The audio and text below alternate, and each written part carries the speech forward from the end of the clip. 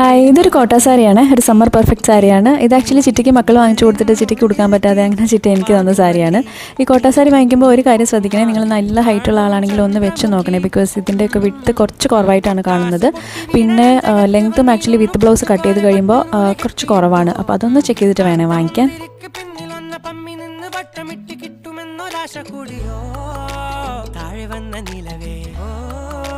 താഴുവീണ നിധിയേ, ആഴമുള്ള നദിയേ,